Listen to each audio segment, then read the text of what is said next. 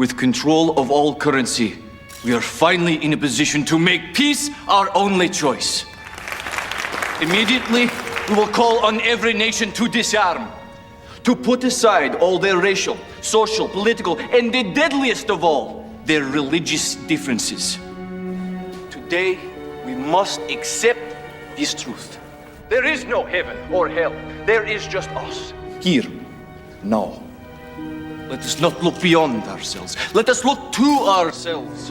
Together, we need not fear temptation or evil, for ours is the kingdom, the power and the glory, forever and ever. Amen.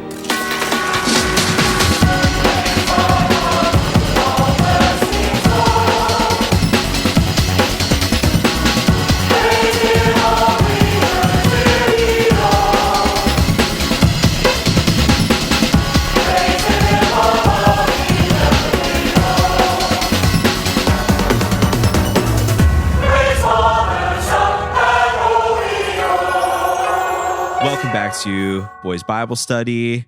The Tribulation Force is back this week with another episode. I'm Ash. I'm here with my co-host, Scott. Our co-host, Julian, could not make it today as he is reporting from the Wailing Wall, and we will be checking in with him shortly. In his place, we're very excited for the first time on our show, although we've been acquainted with them for a while, and we like their podcast. We're very excited to have Sam and Casey of Growing Up Christian podcast with us today. Welcome, boys. Woo! No, thanks so much for having us. Yeah, thanks for having us. Yeah, for real, thanks so much for coming on. When we decided that January was going to be Left Behind month at Boys Bible Study, we were like, let's finally do it. We got to go through the whole Left Behind, films. We were like, we got to talk to Growing Up Christian, because like these films, for many people, especially of our generation, like these are growing up Christian. Oh yeah, 100%. Yeah, and I like that you take January. Most people like recommit to losing a few pounds, getting in shape. You guys just committed to getting right with the Lord and absolutely doing a deep dive into the Left Behind series. It's encouraging to see some brothers in Christ really. Just taking up the mantle like that. So thank you. I likewise, much appreciated. But yeah, since it's your first time on our show, although we did do an episode of yours last year, yes, which was really fun. We got to bring our love of Christian films to your show, which goes very broadly into many different aspects of Christian culture, from faith to pop culture to personal stories. But if you two would please introduce yourselves and also tell our listeners a little bit more about your show. Yeah. So I'm Sam. We're just 2 years into our podcast. And yeah, the intent of it was to really, like you said, dive into various aspects of growing up Christian. There's a million ways that this has taken various turns between talking about youth groups, church camps, talking to other people who grew up in that world who might be out of it or maybe still in it. So sometimes it's authors, activists. We'll have some interesting guests on that front. We've had a good number of stand-up comics on who grew up in the evangelical world and have since shed their inherited faith, essentially. But it's really it's kind of all over the place. But I think what we were trying to do with it, I guess the gap we were trying to fill, because there's a lot of ex-evangelical type podcasts out there. Our take was more, we felt less burnt or traumatized, if that's the word that you would prefer to use. And we just find a lot of it easy to laugh at and think there's a lot of silly things about it. Like what we're going to get into today, even like the subculture, the parallel institutions of Christianity, that we just find it very fascinating and funny. And our real intent was just to do something along the lines of entertainment and not so much like a deep, serious critique of everything that we don't appreciate or have since grown out of. Yeah, totally. Yeah, and I'm Casey, and Sam and I came into this thing. Sam was still kind of a Christian and part of a church, and I came into it not a Christian. I had left the faith a couple years before that, And the podcast is sort of a way for me to slowly transition into a dude that makes his wife wear floor-length denim skirts. Yup, let's go. Let's go. Homemade It's back. too. It doesn't have the Absolutely. same touch if they're not homemade. That's Yeah. for sure. And if it's hot outside, I do let her wear culottes. If you're a Christian school kid, you know what those are. I actually don't know what those are. I just love the sound of it. What is that? It's like a billowy skirt for each leg. Okay. Okay. But when you stand still, it looks like you're wearing a dress, and that's the trick. Yeah, it's the only see. godly way to play volleyball. I see. Okay. It's the Lord's optical illusion, the only one, the only trick, the only magic trick approved by God. Yeah. This sounds great. I think I might marry a woman one day. Yeah, It's Why not, worth a try. right? It's the final frontier, I think. we are in some the new world order essentially. So Yes. you can try it, and if it doesn't work, you just get a divorce, or do it soon enough, and it gets an annulment, and then it's almost like God never saw it in the first place. Oh, that's a really good point. Okay, these are like some things just to keep in mind. If going it doesn't in work for- out, you can always have an affair with a flight attendant. Yeah. right. And something to consider too, Ash, is that culottes are basically giant Jankos, so you might be into it for a little bit. Oh, that's a really That's what good they point. Like Christian Jankos. That's such a good point for women. Finally, Christian Jankos for women. Christian Jenkos for women. I like that. Well, you brought up sort of the idea of religious trauma, and yeah, obviously, trauma is a big word, and many people can relate to that thought differently. But I know that that's something specifically with regards to rapture media. I know that that's something Scott and I have talked about our show before on many occasions, because he and I grew up Christian. Our co-host Julian grew up Jewish, and his family was a little more, secular with how they interpreted things. It wasn't like super serious, burned in on his childhood in a religious practice.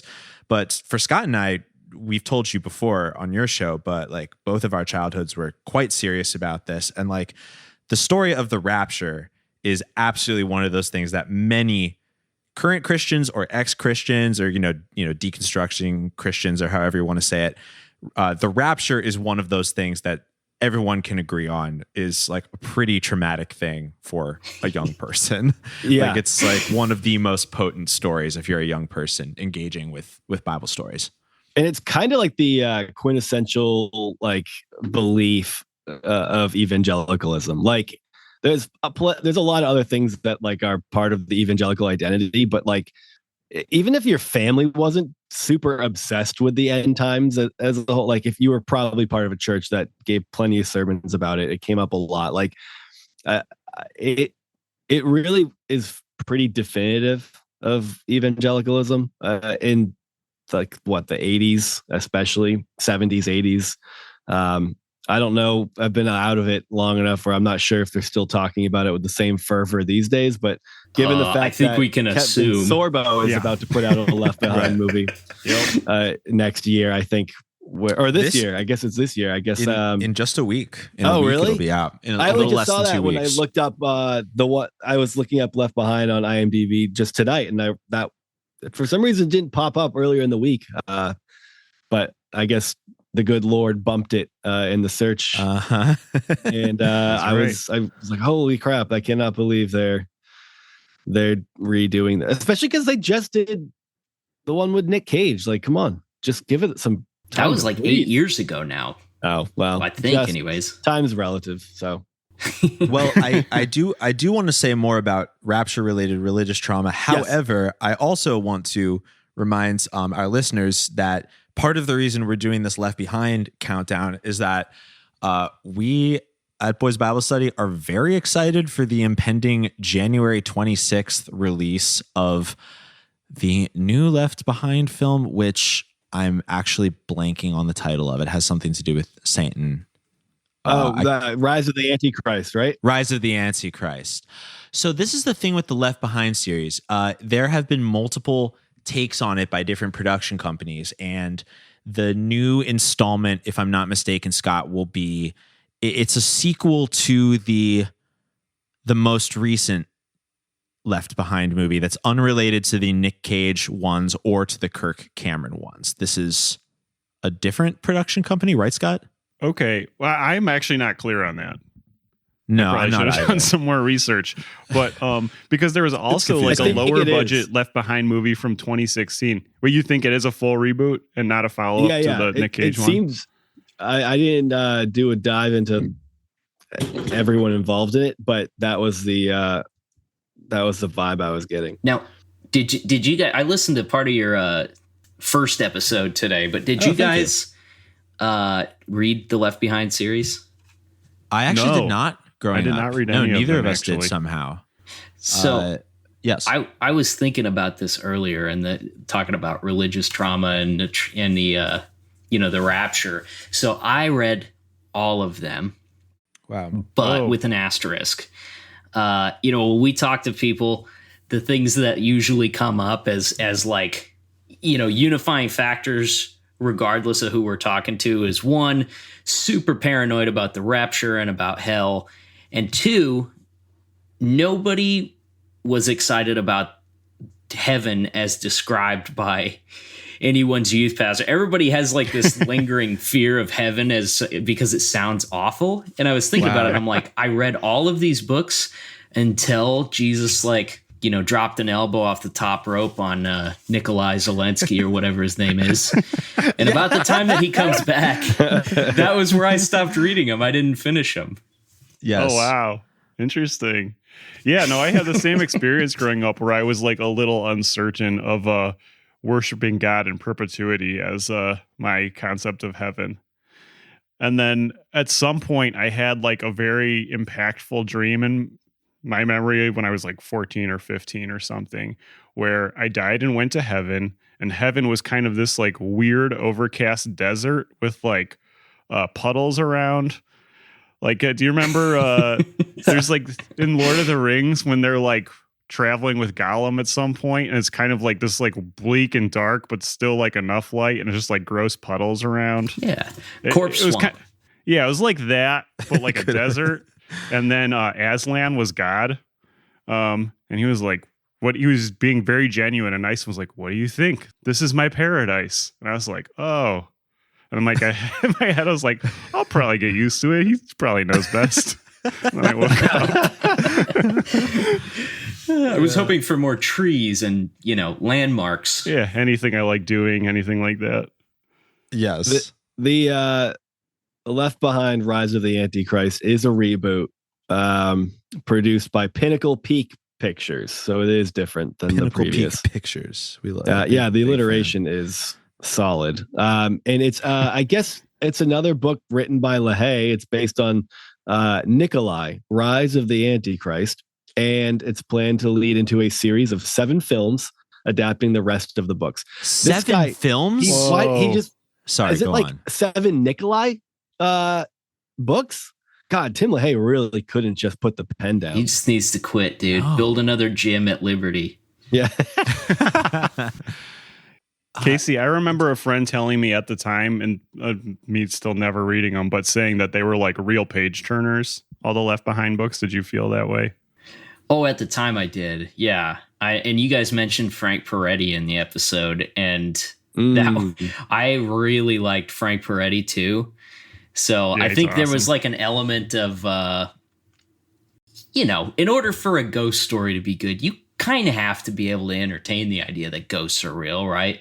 So like something about actually having like a visceral fear of what the book was talking about made it pretty compelling stuff. Totally. Yeah. Wait, just one thing I wanted to say. I think so. Tim LaHaye has passed away. Jerry B. Jenkins is still alive. But did you say that he's not writing more books? Is he? No, it's 7 new films Based on the 7 Nicolae spin-off book. Is there a spin-off series called Nicolae something else? I would like to learn more about him. He's very, very charming. I mean, the Antichrist is said to be. So I remember my brother was always someone who gravitated towards the bad guys in film and story arcs. So like loved the Sith in Star Wars, just always like Sauron and Lord of the Rings. If there was a bad guy, he was like, I like that. And that used to concern me as a young Christian boy that he foreboding. Yeah, I was like, is this like an indication that he's going to become a bad? Because like as though bad guys exist in the real world where they're just like evil for evil's sake, where that's just that Disney cartoon villain bad guy. And but the first because he was always into those characters when we watched Left Behind, I remember my brother thinking he was cool, and I was like, that really upset me. I never talked to him about it or said anything, but it was just like, that's the devil, dude. Like, how are you going to be team devil here? The most concerning was when his brother got the Anton Chigurh haircut. Yeah. He'll stop at nothing to look like his idols. But I mean, like, Nicolae is, I mean, hey, you know, well, to sort of jump into to the film itself and this character who we learn more about him in Left Behind 2, Tribulation Force, which is of course the movie that we're focusing our discussion on today. But apparently we're going to learn a lot about him in the next seven films that they're going to make. Oh, kill me. Mr. Sorbo, we'll see. Listen, I know several people, including myself, who are going to be front row on January 26th, the day that this comes out. I cannot promise how many that's going to be nationwide. I am concerned about your idea. I don't know if it's yours specifically, Mr. Sorbo, but I am concerned about the company's idea that there's going to be 7 more of these. That seems a little ambitious to me. Has Kevin Sorbo ever been anything but ambitious? Well, that is true. Good point. He keeps working and he keeps making bangers. He's a guy who swings for the fence, no doubt. Absolutely. Something that concerns me though right now is that does Kevin Sorbo really believe the rapture is coming soon or not? Because that's planning pretty far out, I feel like. Yeah, that's a good point. Yeah, they told me not to get a college degree, you know? I'm fairly certain he believes his movies are ushering it in at this point. Oh, yes. Wait, did they tell you not to get a college degree? No, I'm lying. But we have talked to people who were told that. yeah. Mostly women. No, it was actually, mostly women who were told that. Sure. It's 100% women. It was like, okay, how do we stop these people from getting college degrees and end up as housewives? Let's just tell them to worry about the rapture. Girl, the rapture's coming. Who cares? Yeah, you're just going to be a Pampered Chef salesman anyways. But there were people who took it seriously enough that they came to that conclusion themselves too, though, where it was like, why would I bother like with a career when this is happening any moment? Like, I want to make fun of them, but I also own a bunch of Dogecoin. Right. Well, sure. We all have to plan for the future somehow. Like we all love a narrative. That is true. I'm sure. I had a group of friends that there was a girl who was part of their friends group. I had never met her, but she did get sucked into this. Was probably about 15, 16 years ago or something like that. Maybe a little more. No, probably 15 years ago. But it was like she ended up getting involved with, it was Christian, but it was like we know the day and the hour of the rapture, and she really like just quit school, like quit work, didn't like just stopped caring about literally anything, and was just like waiting for that day. And then she ended up on like a mountaintop with a bunch of those people waiting for it to happen, and it like just didn't. And it was just like, wow. Oh shit, okay.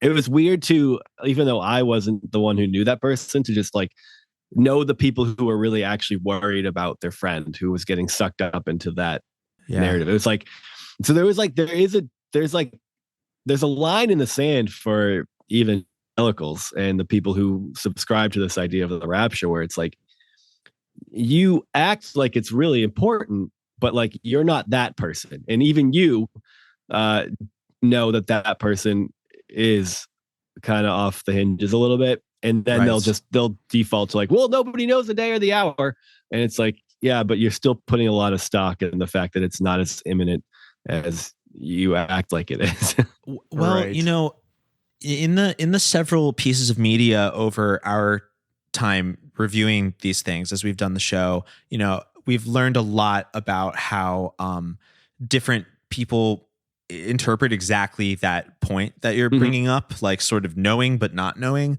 I'll never forget, we literally watched a DVD by this Christian magician named Dennis Zek, and he put it in a way that I'll never forget. He said, he was saying this like to a group of like literally 7-year-olds. He was like, the nation of Israel was founded 60 years ago. That means God is coming in either 60 seconds or 60 years.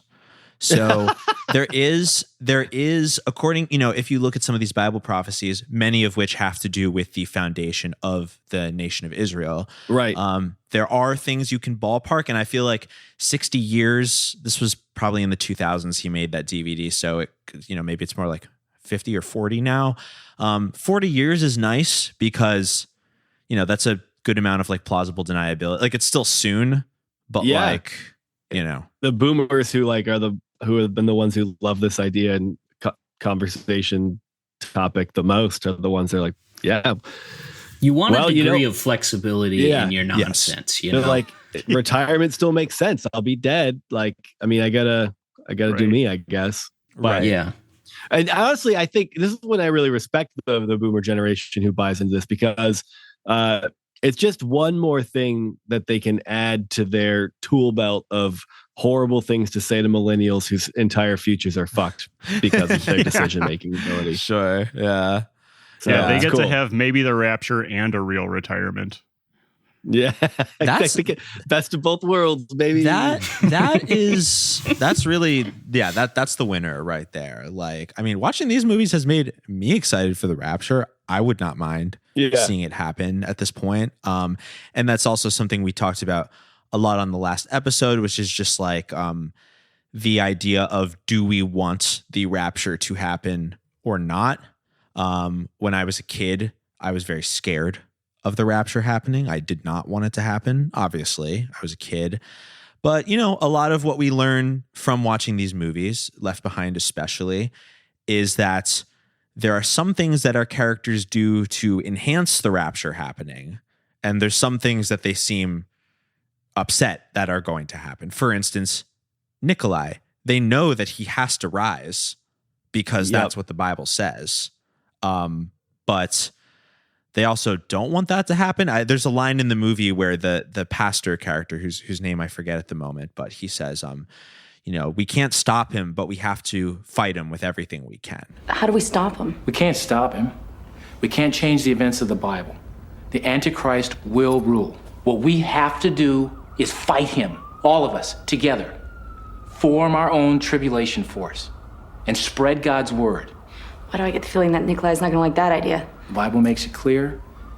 The Antichrist will hunt down and kill every Christian he can find. Admitting you're a Christian during the tribulation is just like marking yourself for death. Is it Bruce? Pastor Bruce? Could be, yes. The main pastor who's on the Tribulation Force. Yeah. Yeah. That's a thing that I kept noticing too, is like, why are you trying to stop biblical prophecy and all of this?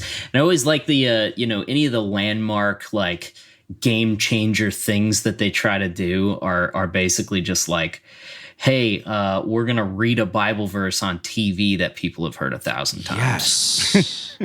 Yeah. I think this idea of fighting back at what they only give like one line in the whole movie to the idea, but it's like fighting back is winning souls for Christ. And that's what the Antichrist doesn't want. And with the first Left Behind, right? Like, it's kind of like a catastrophe film in some sense, where you're like, everyone disappears, and now there's this huge fallout. And like, while I think it wasn't well executed, the idea, I mean, that's a good idea. Like, the idea there could be good for a film if it's well done. And oh, sure, yeah. If the intent of that film isn't to proselytize, but just to like be like, hey, imagine this like Christian lore is true. Cool. I think that, and I never saw the one with Nick Cage, so I don't know how far into like evangelical Christianity that went, or if it was more along the lines of like just trying to be an entertaining catastrophe film. But once you progress past that, it's like, there really isn't any overarching plot. These are just characters who are rolling through a story that's already that you know the ending to, and it feels a little pointless at times to be watching it. Oh, it's got real Sons of Anarchy vibes. Like one character just occasionally does something to create a storyline for the next like 20 minutes. Right. Yeah. Right. Like Buck has a lady at his house. Like we could stretch that into 20 minutes. 100%. She's unnecessarily hostile to Chloe with no explanation there. What is Chloe? Chloe's character sucks so bad. I mean, I do like the part where she whimpers, but the rest of it, you know. Well, they kind of have to tether her to some extent because Kirk Cameron's wife is also in the movie, but Chloe's not played by his wife. So they have to like be careful to like, he can only go so far with her, you know, on screen. Do you think she just sat seething like while they were in that photo booth? It's very hard to say because it's hard to say because, you know, as we've seen in many of these movies, we love when a real life Christian husband and wife star in a film together. By the way, in Left Behind: Rise of the Antichrist, the Sorbos will continue this tradition. Both Kevin and his wife Sam Sorbo are in the movie, and their son Braden. Amazing. I imagine Sam Sorbo looking just like Kevin.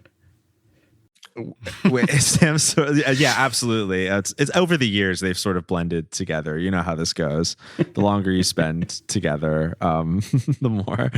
It's one of the few like wife ordained careers, right? As long as you're acting alongside your husband, it's appropriate and acceptable. Exactly. So Left Behind is interesting, this series, because yes, husband and wife are acting opposite each other, but also not for some reason. Like, you know, her character, Hattie Durham, is Chelsea Noble's character. She, you know, the flight attendant. She's opposite Rayford Steele, who's the pilot. And I mean, they don't have a romantic thing anymore, but they did in the first movie. It was fizzling out. But now, yeah, Kirk Cameron's character Buck has this Chloe character played by Janiah Stevens, and there's setting this love interest thing up. But we already know that they can't do anything because of this, like, it's very interesting casting. I get the husband and wife thing, but I'm not fully sure why they did them in like different love triangles. Yeah. Wait, Kirk Cameron's wife is who? Hattie. Hattie? The flight attendant. Okay. Yeah. Wow. I actually did not make that connection when watching it. They are still together. They have appeared in things, or at least she's been referenced in some of his recent work. But yeah, they acted together in A Little Piece of Heaven, which was like 10 years before this. That was like the same year they got married. And now, like a decade later in the Left Behind series, they're still opposite each other on screen, but just like in different relationships, which is weird.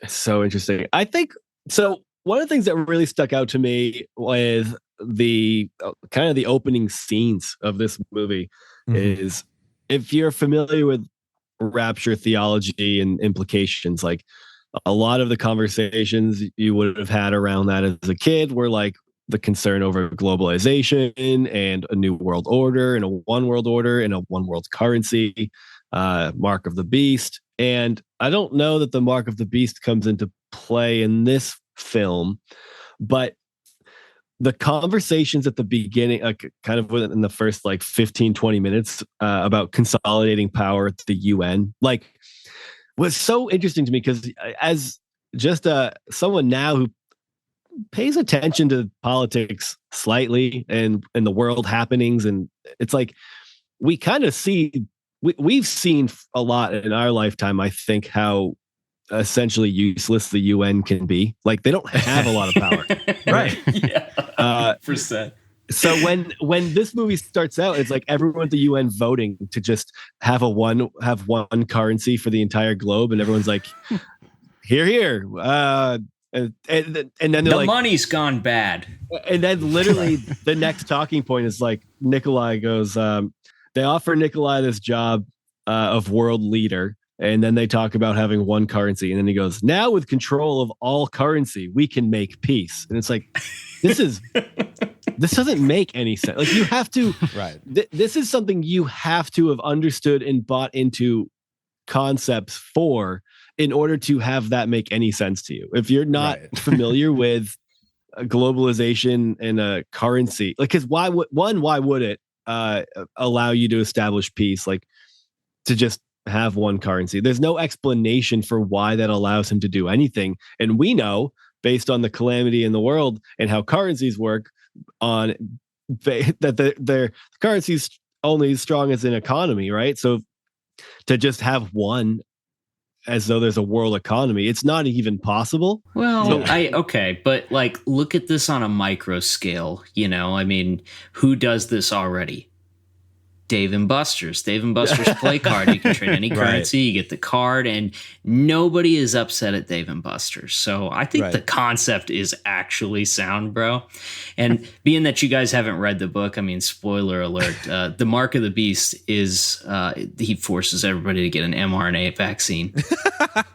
Well, and also an interesting parallel to your theory, Casey, is that the Hebrew names of the two witnesses in the Bible who are able to fight their enemies with fire from heaven, their names are actually Dave and Buster. So there is like, there's a lot going on here that I think we need to like investigate further. Do you think changing all of the world's currency to one currency, like that would take the whole 7 years, right? Like how this is the fastest. It actually took 45 seconds and one person going, and now that we have one currency. Yeah. I mean, I see, what the Left Behind series is trying to do, which is basically, the whole Left Behind series is basically like, but this could happen. And so, obviously they take liberties with that. I mean, one thing that I find so instructive about the Left Behind movies, like, I'm actually watching these for the first time, and they've been really eye-opening to me because like they show the evangelical pattern-seeking brain at work. Like you start to realize that like a lot of the, for instance, a lot of the dialogue around COVID about vaccine passports and vaccine mandates, you start to see how like how do I say this? It's not exactly that Left Behind made me more sympathetic to them. Like sympathetic isn't the right word, but when I started to see like the pattern seeking brain that created this movie, I started to be like, well, of course COVID vaccines were the mark of the beast, because like these people are waiting. They want this to happen so bad, you know, like they're horny for it. They're so horny for it, like 100%. So I think that this really opened my eye. Like, yeah, it would probably take a lot of work to make one world currency. I don't know. I'm pretty convincing. I feel like if I told some people to do it, they would probably do it, but no one's asked me yet. But it's like waiting for the one world currency or waiting for the prophecies to be fulfilled, and then getting that like, oh, this is going to be it. This is going to be it. And then it's not, is just the Christian form of edging is what we're dealing 100%. Very well said. Well, I feel like this was like, I think rapture theory was like the precursor to what conspiracy theories are now. Like this was the fun, exciting, edgy thing that Christians got to do in the 90s and 2000s. And we've already talked about it several times, but like, you think back on your childhood and like, there's so many people that were theorized to be the Antichrist within like the church community that I was a part of. It was like anybody who was too popular was automatically like under suspicion of being the Antichrist. Like too many people like Barack Obama. So they were like, sure. just dead set on him being the Antichrist. And Bush couldn't have been for the same reason. Right. Logic. Like, even though he was like, a full war criminal and things like that, it was like, no, sorry. The Antichrist, he's going to be really well spoken. Everyone's going to love him, and he's going to bring peace and unity and world order. And you're just would you say he's going to make this country great again? Real quick though, based on that type of thinking from being kids, who's your Antichrist now? Go. Oh, that's a really good question. Well, you guys popped my bubble. Zelensky. I'm going with Zelensky. Yeah, I was going to come in hot dropping Zelensky jokes, but you guys beat me to it. You know, we're thinking on the same wavelength. He did come up on the last episode. I had, as I stated during the recording, I was getting a bit having a couple vodka sodas as I was watching the movie, and by the end, my notes were just in all caps, like Zelensky, like 7 question marks. But you like have a whole like cork board with like circles drawn all over these different world events, all leading back to Zelensky. Right. I mean, hey, you know, again, he's exactly yes, and hey, I mean, it makes total sense. He's handsome. He was created in a lab approximately 8 months ago, and no one has ever heard of him before then. So like there are some signs that point to that, but so the Netflix show, well, his comedy series, you think that was like made to be like, oh yeah, this was made a while ago, but it's kind of part of the whole conspiracy. Zelensky right? Conspiracy. Gotcha. Yeah. Teaser trailer, sort of. Yeah. The coming attractions. But I guess if I had to pick someone other than him, I would personally say probably the YouTuber Mr. Beast. I mean, it's right there in the name. Like, you know, I think he's sort of hiding in plain sight. You know, and everyone loves him, and he does Squid Game IRL, which is probably what the Antichrist would do when he rises to power. It's probably going to be like Squid Game every day. So that, off the top of my head, you know, if Zelensky's maybe too obvious a choice because it mirrors Left Behind a little too much, my vote is for Mr. Beast personally. All right, Mr. Beast. What do we, Scott? What's it's got to be someone. Yeah. Do you have last week? I mind? said The Rock because I felt like he had a big enough platform and is like popular enough and like isn't too political, but obviously like cares about humanity. Yeah, people have encouraged him to run for president too. So if he takes that step, I'll be Team Rock with you. I'm ready to hate him, so I'm good with that. Sure. Oh, I mean, what do you guys think, though? Is there anyone who's... What if we did like a Master Blaster sort of thing with Snoop Dogg and Martha Stewart?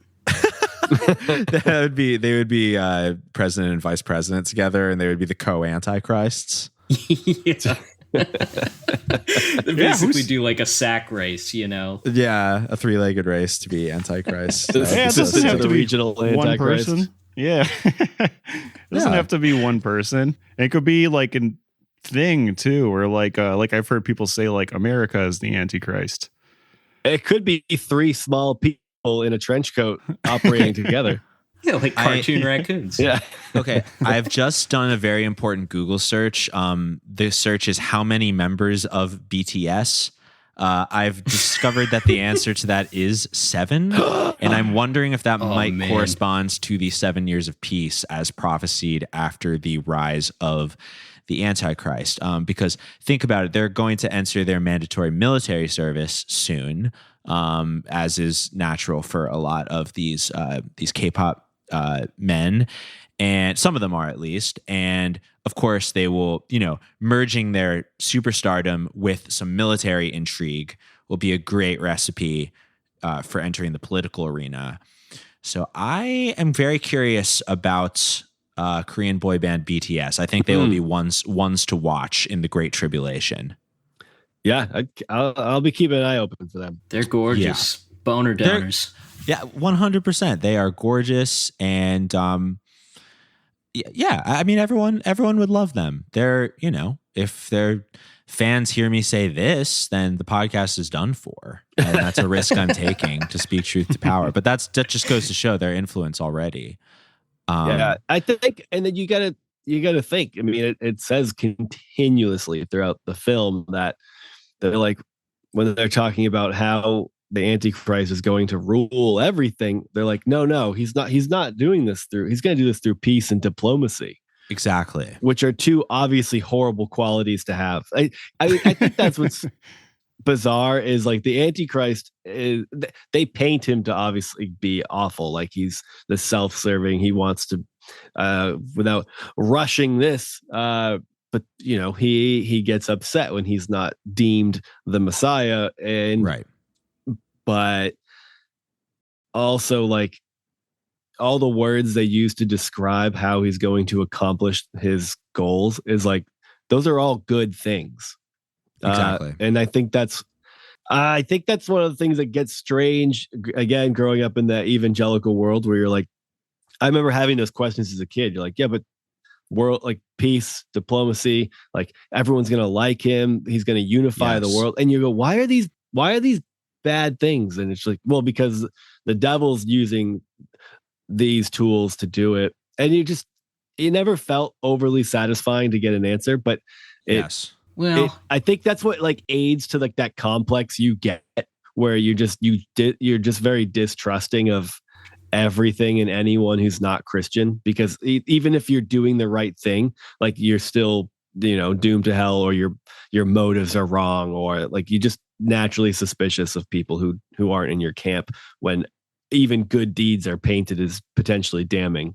Well, that's the thing, is like you distill this movie down, and really the Christian mantra in general is peace is a lie. There is only passion. Through passion, I gain strength. Through strength, I gain power. Through power, I gain victory. Through victory, my chains are broken. The Lord shall set me free. Is that Hitler? Who says that? That's Exar Kun chapter 4, verse 6. That's like the Sith code. Oh, awesome. That was too long of a joke. I'm sorry. I thought it was. That just made me want to read some like more esoteric philosophy, like the Sith. I'm actually not very familiar with, but those Siths had some good ideas. Does that make me fascist if I say that? Yeah, I mean, absolutely not. No, I vote for Darth Bane. Yeah, listen, is our podcast going to get in trouble for platforming Siths? I don't know. But no, but that's a really. Sorry, Scott, were you going to say something, Scott? Oh, probably along the lines of the same thing. I was going to say, along the lines of what you're saying with peace possibly being bad, or like being a good person not being a good enough. They do hit on that really hard with that part with Kirk Cameron talking to yes. Shoot, I forget. I'm blanking on which character it was, but he's basically Chris. Chris. He does the whole Ray Comfort deal. Like Ray Comfort is always doing this to people on the street, where he's like, so by your own admission, you're a liar. By your own admission, you're a thief. By your own admission, you're an adulterer. Yes. Yeah. That was probably the most cringe part of the entire movie. It's just so compelling. Have you guys, Sam and Casey, have you gotten to watch any Ray Comfort films or videos or anything that he does? Because thanks to you. Cool. Yeah, thanks to you. We watched. We love him. The quaintly homophobic one that you referred us to. Yeah, I'm so glad. Yeah, that's our favorite. It's so ill. I love that one. Those poor lesbians at the bottom of the elevator shaft. It happens every day, unfortunately. Every day. Yeah, sadly, it happens every day to these lesbians. But yeah, so Kirk Cameron, there are videos of him and Ray Comfort working together. There's actually a Kirk Cameron. I can't remember if it's a full tape or just like an internet video, but there is a Kirk and Ray joint endeavor video called "How to Mission to Homosexuals." That this is separate. This is separate from Audacity. Audacity is about that in its mission, but there's a separate one which Scott, which our friend Danny, that's the one that he like recut and then like TMZ picked it up or whatever. And then like Kirk had to like literally our friend who's one of the many like video editors that we know who does like video re-edits. Our friend Danny literally got Kirk Cameron to have to like put out a press release because he edited this video and I saw this happen, but at the time I didn't fully appreciate who Ray Comfort was. And Ray Comfort's whole thing, like in every single one of his movies, of which we've watched like 6, and that's barely scratching the surface of what he does, but like he always does the thing where he goes like, have you ever lied? Have you ever lied before? You ever told a white lie? Have you ever looked at a woman with lust? And the guy's always like, I did that. Yeah. And he's like, so by your own admission, you're a lying thief and an adulterer at heart. And that's 3 of the 10 commandments. And so Kirk literally for this movie cribbed that entire speech, like word for word, the one that Ray Comfort does a million times. The one that really got me was Jesus said, whoever looks at a woman to lust after her has already committed adultery with her in his heart. You ever done that?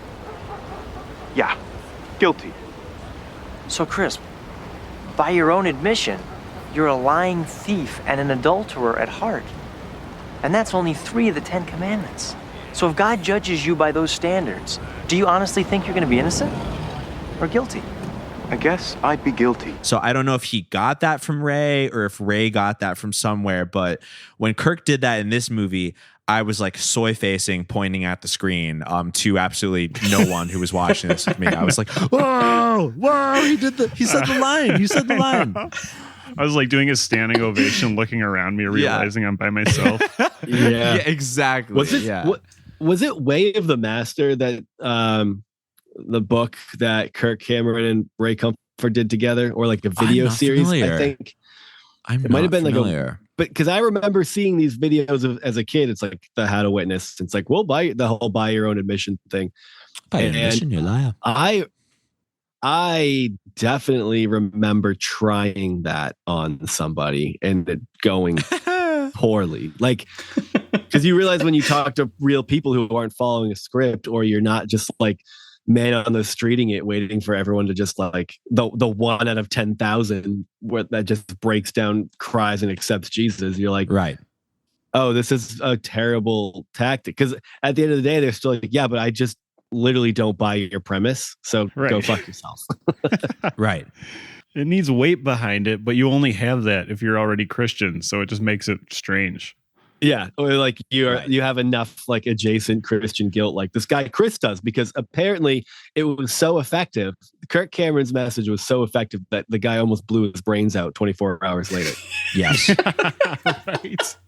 That's a really good point. And if Rayford Steele or whatever his name, Rayford Steele didn't like show up to lead him to Christ for real, like that would have been it. And you're like, well, so I think what we're seeing here is that that's actually a really bad tactic, because not every one of those situations is going to have a Rayford Steele show up.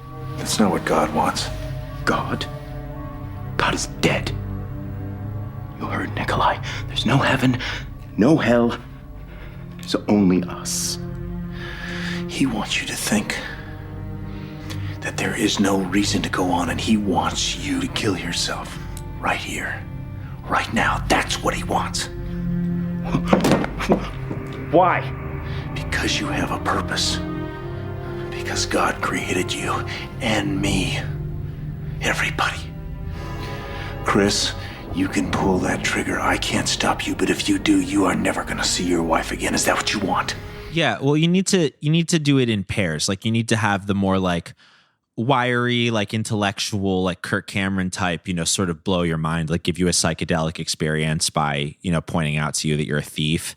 And then you need the like strong man, like more like passionate, like tough guy being like, come on, man, you gotta endure, you gotta get through it, man. Like, that's what we need, So I feel like if you do like that sort of psychological warfare then at someone, then like that's how you really get them. Yeah. It also helps that his wife and kid disappeared mysteriously right before that. So like there, you do get the weight a little bit more in this film. You're like, look, man, all these people disappeared. So maybe just give me the benefit of the doubt that I could be right. And I'm pretty sure all of us, if half the planet, well, not half, we know there's not that many Christians. It's funny because they make themselves seem like just like this few, and Christians have always made themselves seem, the real ones have made themselves seem like a few and far between group of people. And then it's just like, it kind of feels like look how valuable we've been this whole time. Like, that's a good point. Yes. It's like, wouldn't you miss me if I were so many? Yeah. Wouldn't you miss me if I were freaking dead? In like a Kelly Osbourne moment where they're like, who's going to clean your toilets if all the Christians get raptured? Oh, I think we need to see. I would love for someone to reboot this theme, and everyone's just like realizing how awesome things are after the rapture happens, and just a complete comedic twist on the idea. That would be really good. Yeah, the exact sequence of events of Left Behind happens, but like society becomes like the Jetsons. Yeah, it's like no one's standing in the way of universal health care anymore. This is amazing. Right? Yeah. The Antichrist was Christianity itself. Yeah, there is world peace after that, and everybody's virtually in heaven. I think if you polled most Zoomers and said like, "Hey, would you prefer a rapture if it means the housing market collapses?" They would probably say yes. Sure. Yeah. One of the most egregious things in this Trying to get film, a 30-year fixed out here. it's inconsistent. It shows lack of character. There's something about that scene where, for the listeners who haven't watched it, you guys obviously did the first one. So Chloe's and Buck have this thing going on. It's the will they won't they kind of relationship. And as Casey alluded to, that misunderstanding of when Chloe goes to Buck's apartment and Buck's assistant is crashing with him for a little bit, and she's engaged, and Chloe sees the engagement ring and thinks that Buck has this secret fiance, and it's very dramatic. But then the dad gets involved. And even though maybe 3 or 4 scenes prior, we get this whole speech on whether or not, like, on how being a liar is damning to your soul. We get the dad basically inviting Buck over and then pretending like it didn't happen and lying to his daughter about what he knows about Buck coming over, and lies about taking a shower, and specifically says, "Sorry, I can't hear you washing my hair. I got soap in my hair," and he's lying the whole time. It's Dude, like he was evasive with Hattie, trying, like, they go to great lengths to keep him from having to lie to Hattie when he's trying to get the job as a pilot.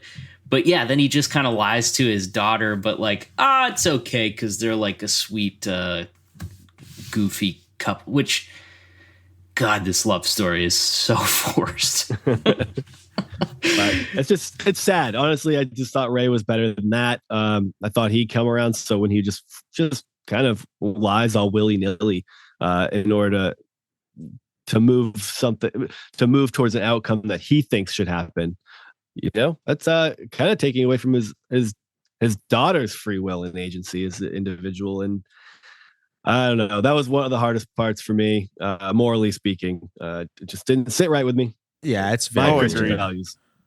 Agreed. Very weird. I mean, this is one of those classic Christian movie. I mean, we've all seen this part where like I think I wrote in my notes like women are dumb as fuck or something like that, because it's like, it's basically like, It's so like true. it's just like, it's all, that's such a typical thing in these movies where we'll have an otherwise, Chloe's character is pretty interesting and headstrong in the first movie. She's even not, she's not exactly doing stunts, but she's like in on the action. Like she's like driving down the highway and there's all these like abandoned cars, and she's like, I don't know what I mean to say is she's not like insulated from the effects of the rapture, certainly in the first movie. But then all of a sudden this love storyline comes in, and yeah, she's just like, she becomes completely like vacant, and her agency is gone, and she's just like completely at the will of the men in her life, her father and this guy that he wants her to be with. She's like, which is Buck Williams. She's like in One Tree Hill all of a sudden while they're doing like big boy rapture stuff. Yes, like very much so. Work the Antichrist. Very much so. Like, yeah, at the end of the day, she is a woman. And so like her biggest aspiration is to like, I mean, I thought it let was herself go as a concept, right, and graft her identity to that of a male who's older than her. Right. Yeah. See, I thought, honestly, the relationship I was rooting for, which I will be writing slash fiction about later, is, of course, Nicolae and Buck, because I enjoyed how the first half of the movie was Nicolae being like, that American reporter, very handsome. I would like to make him my wife. Yes. But the post-disaster cleanup is not the only issue facing overstrained governments around the world. Look at this. Acts of violence, theft, Young, and property crimes are at unprecedented energetic, levels. honest. And with shock, grief, and fear being the dominant emotions, countless numbers are choosing suicide. People trust him. Their only way to cope. In America, with nearly half of And our they armed want him forces to among join the us. And I can't wait for your fanfic rewrite. They got a real Joker Harley vibe. They really did. Yeah, she was fearless. She was crazier than him, blah, blah, et cetera, et cetera.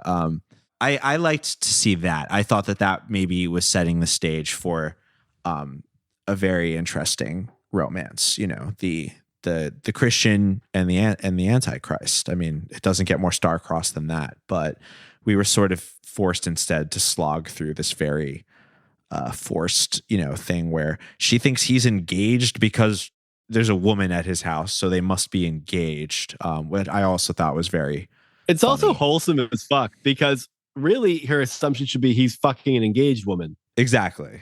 There's been no indication that there's another woman in his life, so it's very wholesome and really sweet. Really, Yeah, because she had a ring on.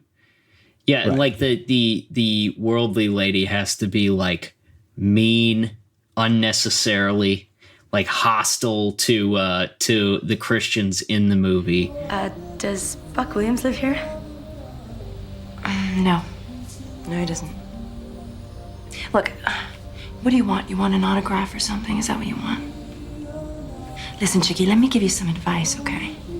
You're not the first one to follow him home, so why don't you just skedaddle and go play with some college boys, okay? Bye. And I do think it's funny, like you look at the way that Chloe's written, because she's like the foremost Christian woman character in the books, I think, for quite a while. And yeah, they just write her as like she's like this, like we're supposed to see how much empathy she has contrasted against like the practical actions of the male characters who are like, yeah, I'll be his pilot. I'll go work for his news network, and she has to be the one that's Right. like, I'm just worried about everybody.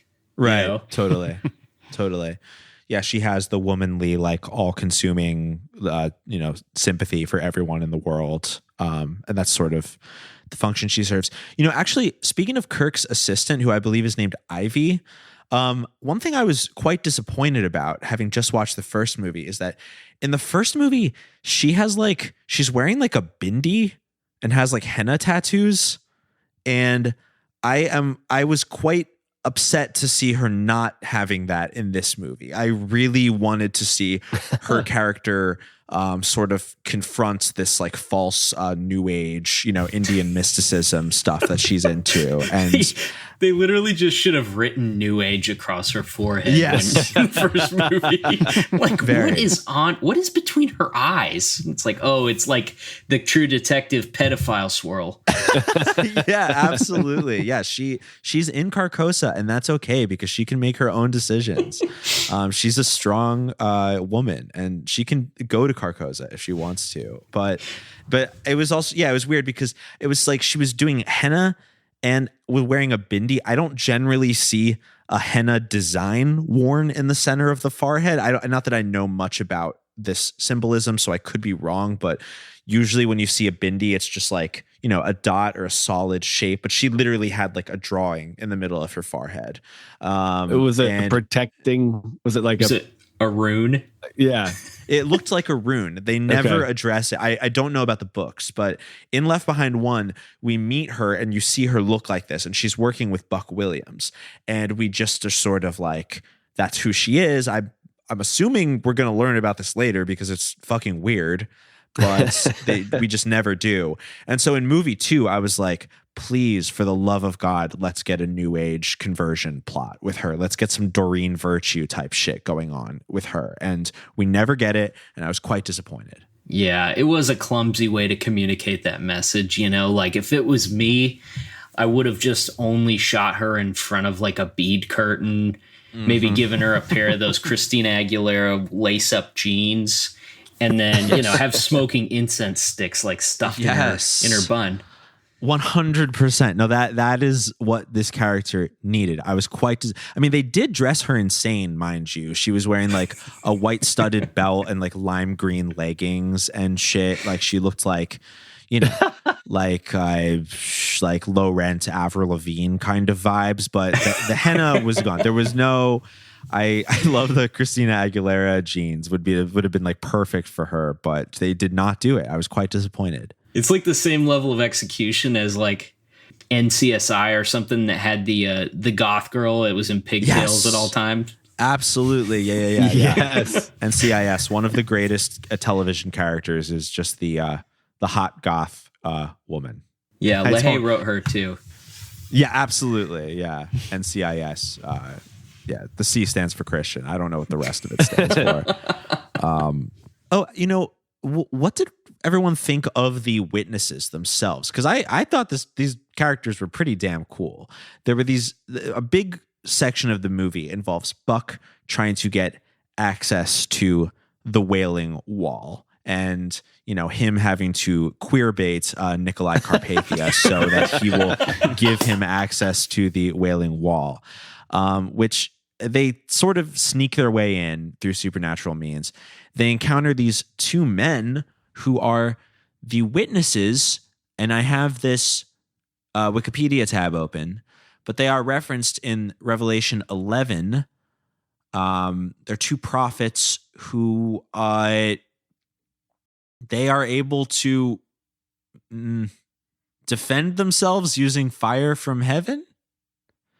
And they look really cool in the movie. I honestly really liked their characters. So what do we think about them? Do you actually have the verse? Yes, but they're a bit... Okay, it does mention the fire. Blah, blah, blah. And I will grant my two witnesses authority. This is a Revelation 11 verses 1 through 13, but I'm just going to skip around. And I will grant my two witnesses authority to prophecy for 1,260 days. Blah, blah, blah. And if anyone wants to harm them, fire pours from their mouth and consumes their foes. Anyone who wants to harm them must be killed in this manner. Cool. Pretty badass, really. Yeah. That was actually probably the most realistic form of plot point in that Nicolae was trying to conceal the world from seeing that, because of obviously what such a spectacle would beg the question of whether or not what they have to say is true. The idea there is cool, and I think that revolving the story around trying to insulate that from the public is neat. To Casey's earlier point, it's like their prophecy was them literally just quoting Bible verses, and you're just like, that felt lackluster. Yeah. Like that's not even really prophesying. They're just reading. They're just like quoting Bible prophecies. So that's not overly convincing. But the fire from their mouth definitely gives credit. It backs up their words a little bit.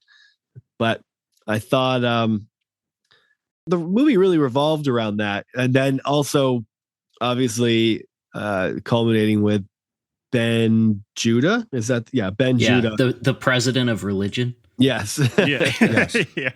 I'm not pulling us away from the prophets. What are they called again? The witnesses. The witnesses. I'm not pulling us away from them already, but so we'll circle back. But Ben Judah is the world's most renowned, intelligent scholar who ever lived, and they just to build up a person's identity in a movie with just like 5 words is something that you see a lot.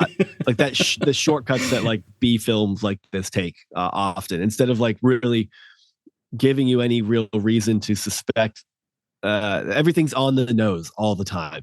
So instead, like it's just like, we need to provide a reason and credibility for this character. So we'll just state that he's the smartest religious scholar who ever lived, and everyone in the world unanimously agrees, despite that that's not how scholarship has ever worked anywhere. Like no one unanimously agrees on who the smartest scholar in the world is on anything. Right. And this is after the whole movie, they've been like, oh, everybody's agreeing on this one thing. That means it's bad. And then for this one moment, you're like, well, yeah, it's Ben Judah, of course. But our real plot points in this is just like Nicolae becomes leader of the UN world currency. He's waiting for Ben Judah to announce, like, he basically convinces him that he is a Messiah, and he's going to have Ben Judah announce it. And then in the background of all of this is like stories about the witnesses who they want to keep that quiet in order to prevent people from thinking that Nicolae might not be who he says he is. A fun update for the plot of this movie would be if they're like, Dr. Ben Judah is making a big announcement on Friday, and then like we get the whole storyline with witnesses and stuff like that. He takes the stage at the very end of the movie and like unveils his collection of like bad artwork NFTs. Yeah. BenJudah.eth drop happens on it. And they're like, oh, okay, cool. And then that's the end of the movie. Yeah, he just announces he's buying Twitter, and they're like, oh, I thought you were going to say something else. And they're like, you're buying what? And then the credits roll. Well, so this goes, so what you were saying, Sam, like this goes to one of my favorite traps that Christian movies fall into. And the first Left Behind honestly did not. And I'm starting to realize that Left Behind's 2 through infinity are going to all follow into this one, which is that the only, if you really think about it, and, you know, we've seen this now an infinite amount of times through 3 years of doing Boys Bible Study. At the end of the day, the only real like climax you can have in most Christian movies is like convincing someone that your idea is correct, because, you know, having the right belief or the right idea is ultimately what happens. So frequently Christian movies will end in a debate of some kind, which does not generally film very well as a concept, which is a big struggle. The other thing is, and I was so happy to see this in Left Behind 2, because it's kind of early on, but one thing we've learned is that Christians love flash mobs and viral marketing. And the reason they love this is because, again, the main goal is to disseminate a piece of information to as many people as possible. So like in the Kevin Sorbo movie, Let There Be Light, when they decide that they are going to beat ISIS by creating an app where everyone will hold their flashlights up to the sky to show ISIS that we're going to defeat them with the power of love. No, you gotta be kidding me. I am not, as a matter of fact, and I highly recommend that one. Yeah, y'all gotta see that one. You really do. That's the next one you should watch 100%. I will watch, if we were in the same place, I'd watch it with you. Like I'd go to your house right now and watch it with you. But similar to that vibe, I was so impressed to see this in a movie a bit earlier than the internet, where they were like, I know what we'll do. We will get Ben Judah to say that Christ is king on live television in front of the whole world. And I was like, oh my God. I wrote in my notes, like, they did not, if the writers of this movie knew the internet was going to happen, they would be like bursting at the seams with like joy. Like they could not even conceive, because even in this movie, they get him on the live feed, they get him to start saying it, and then Nicolae is like, we will cut handsome Americans news stream now. It is too dangerous, very dangerous. And then they cut it, and at the end of the movie, they're like, we did it. And they're like, well, no one saw it. And they're like, oh. What? I spoke to Chloe. The broadcast got cut. Nobody saw it. What do you mean? That is the Christian, that's the struggle right there. Like, I've made a viral marketing, and why aren't you paying attention to it? Well, I think it's sort of on brand with like the version of evangelicalism that Sam and I grew up in, at least. You know, like the things that took center stage were not like, hey, we got to reach our local community. Like, let's go out and build relationships with people. Because, you know, people make decisions, you know, when they're friends with someone with a different viewpoint. Like, that's what's impactful. It's always like, you know what? We got to get the 10 Commandments back in school. Yeah, exactly. Yeah. Like, that would make the difference. If we had a poster in the elementary school, society would be on the right track. Yes. No more drugs. Right. It's about symbols. It's about signs and symbols. Like, if the right symbol is in the right place, then that will convey this kind of like psychic morality that will just permeate through the whole place. Yeah. If we put the 10 Commandments in every courthouse, if we do these things like that, then that will inspire the spirit of the law. It's very occult, dare I say. Yeah. Like, it's very, I've always found that very fascinating about Christian culture, is this almost like New Age like belief that putting the right symbol in the right place without any context or education or relationships, as you said, because that's a really good point. I mean, it's well known, for instance, that people are statistically more accepting of, say, transgender people if they personally know a transgender person and they're like, oh, that person's all right, like then they will be way more inclined to understand that transgender people are, just like anyone else, like subtle and have, very different life stories. They're not just a caricature of an idea of a person. They're always trying to read stories to kids, though. That's what I don't like. Well, they do that quite a bit. And I heard they couldn't even read. Well, someone taught them to read, and it's a big problem. And the transgenders, I'll just go ahead and say it, they must be stopped at all costs. Yeah. I was afraid we weren't going to get here, but we did. Yeah, but we did. It took us an hour, but we did get here to the. But to the relationship point, though, like isn't the whole objective supposed to be getting people to have a personal relationship with Jesus? I just think that's like a very good point about the building relationships with community. If ultimately your goal truly is for that potential community to also develop a relationship with Jesus rather than the woo-woo Harry Potter shit. Right. Going back to one of the things that happened at the Wailing Wall, though, is I love that the witnesses, it's like a total ripoff on the Matrix bullet stopping scene. They just kind of put their hand up and all the bullets just stop, and it's just like a low budget version of what they did in the Matrix. It's smart for production too, because you don't have to pay any money for squibs and you keep the rating down without the blood. Very good. Yeah. Well done. I do like, we skipped over my favorite part though, which is where the lady in white sings Amazing Grace, and it's oh yeah, it's awkward and hard to make sense of until like you realize like, oh, they're frozen. Give me strength, God.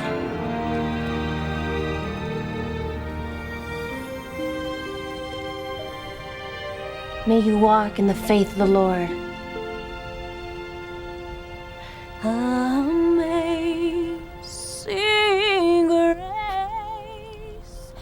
how sweet the sound that saved. Stop! You stop immediately! Like me. Stay where you are! This is like a Quicksilver scene. Yeah. My notes get a bit confused toward the end of the movie because it did sort of seem like a fever dream, especially when that started. I was like, okay, well, we've lost the plot here. Yeah.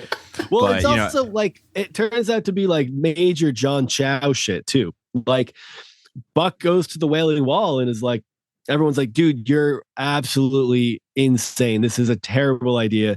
It's just a kill on sight order for anyone who walks towards it. And he goes, hey, God will protect me. You're like, no, bitch, don't.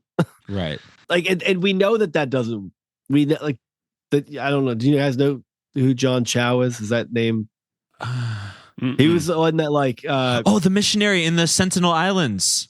I love him. Oh yeah, we know about him. Sorry, we talked about him in the episode. Anyway, go on. Yeah, please. but I forgot his name, but I love that guy. It's that mentality of like, I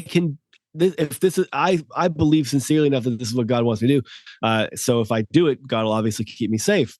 Yeah, and I feel like they avoided that mentality up until that point, where it's just like, well, I have faith, I'll trust it. But then like the definitive, no, I'm walking into a death sentence, but God will protect me, is when I was just like, oh God, they did it. They finally, they like crossed over into just that obviously poor idea of how to proselytize, to fulfill your mission. Yeah, to give yourself to almost like it's like testing God, right? It's like sending yourself into a situation where the odds are against you. Like it is impossible. Yeah, but and God it was will cool when protect William me. Wallace did it, but right.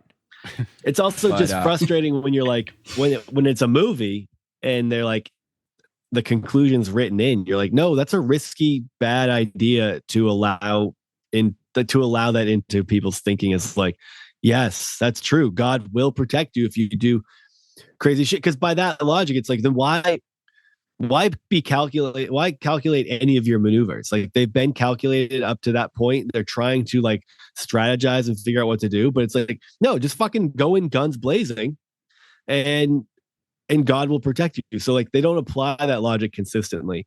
It's just like, well, that.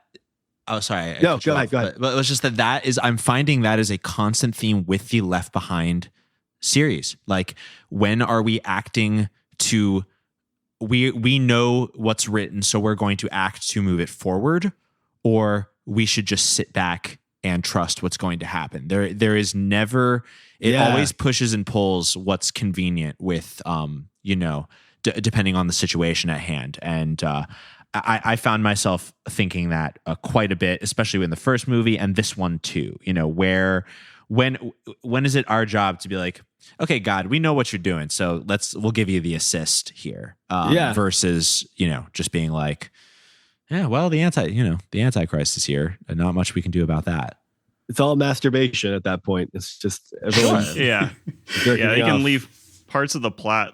Parts of the plot get left behind as well. Because, I mean, even after that, they go in there and they're like, it's shoot on sight. And then they make it through the first gauntlet. And then what's the thought after that? They're like, well, they got through the first one. Let's just let them go.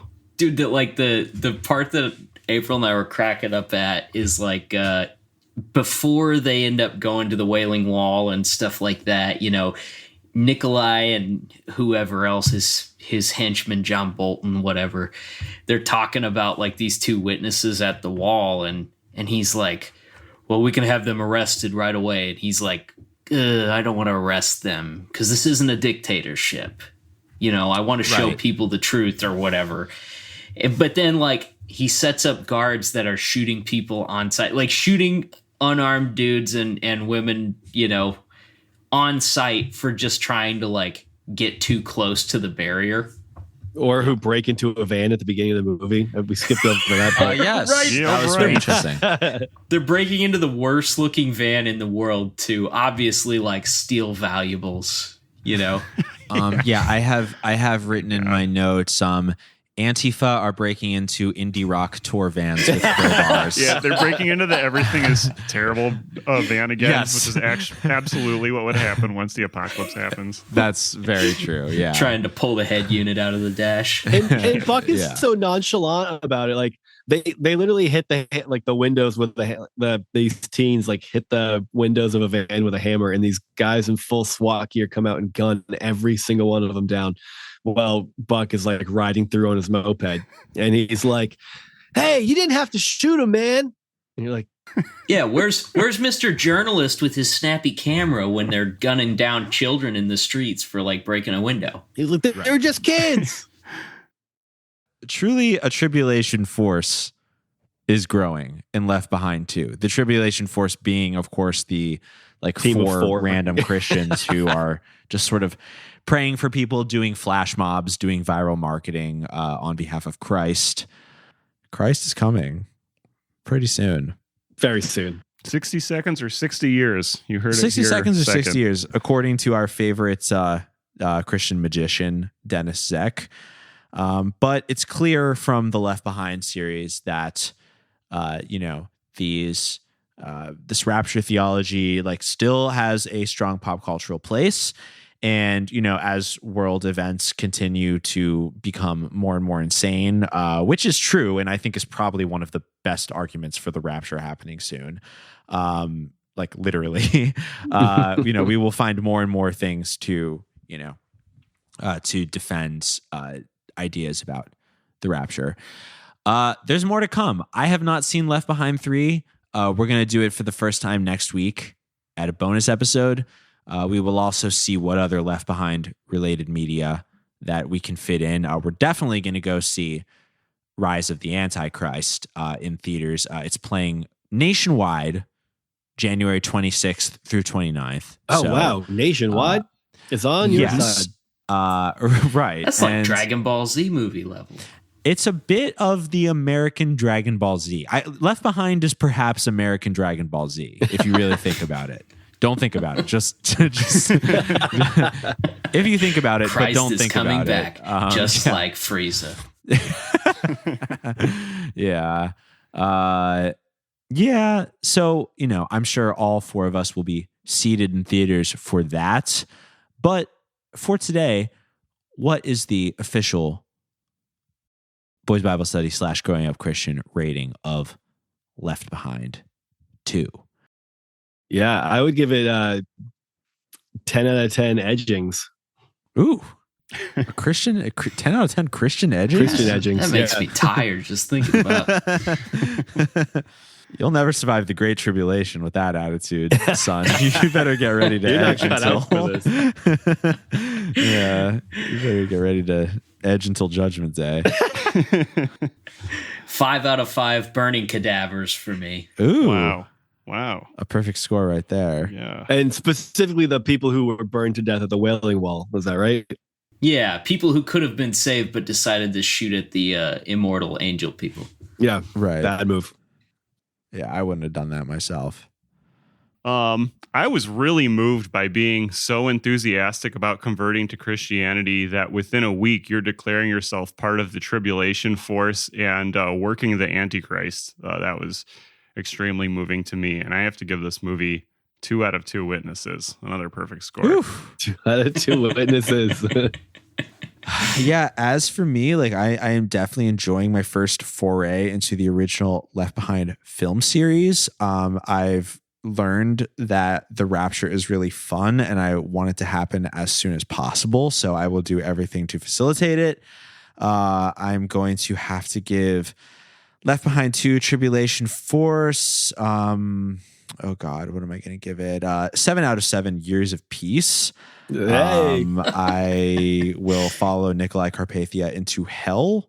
And literally, because that is, I would get thrown to the lake of fire if a charismatic young Slavic man told me to do so. So I love this movie, and I'm so glad that Sam and Casey of Growing Up Christian Podcast spent the time with us to review it tonight. Thank you guys very much. Yeah, Thanks, thank guys. you. This is so much fun. Thanks a really lot. Appreciate you guys having us on. Yeah, likewise. Thank you for spending the time. Please tell everyone listening where they might find your show if they're not already a subscriber. Oh, Yeah, just search Growing Up Christian on any podcast app. It's all a formality. I mean, we all know that you just sort of have to like speak it into your search engine into existence. It's but, true. If you have Growing a Up website or Christian, and I whatever. think it's Growing Up Christian on. No one remembers these things, and you set them up so long ago. Growing Up Christian on Instagram. That's where we're mostly active with. We try to be silly on there when we have silly, funny ideas. Yeah. And that's pretty much it. Every other aspect of social media is absolute trash. So Facebook was deleted a year ago, and Twitter doesn't seem too far behind given how things have been going there. Twitter's a bit tumultuous right now. It's literally a different experience every single day at this point. So that's a bit exciting in itself, but not exactly the best for social media. But we'll certainly tag you guys on Instagram. That's where we have our biggest audience as well, because we like to post stills of the movies and stuff. So please follow them. Love the show. And you can listen to a guest episode we did on Growing Up Christian that we put out last year. On the Boys Bible Study side of things, of course, thanks everyone for listening. If you're here for the first time, go to boysbiblestudy.com to subscribe to our free episodes. And if you really like what we do and want to support, of course, there's patreon.com/boysbiblestudy, where you can get access to our 3 years worth of bonus episodes by now. So please check it out. Shout outs to our patron saints at the $20 tier, who we shout out on every episode. Thank you, Nicole, Marissa, Jeff, Jane, Kara, and Rhett. And of course, our outro music is Oh My God by Mary. So from all of us here at Boys Bible Study, myself, Ash, my co-hosts, Scott and Julian, our guests today from Growing Up Christian Podcast, Sam and Casey, we would like to say, peace be with you. And also with you. Forgive me, Father, for I have sinned. I feel your love in me, it's coming from within. Oh my God, my devotion is so unwavering. Divine emotions when you enter me.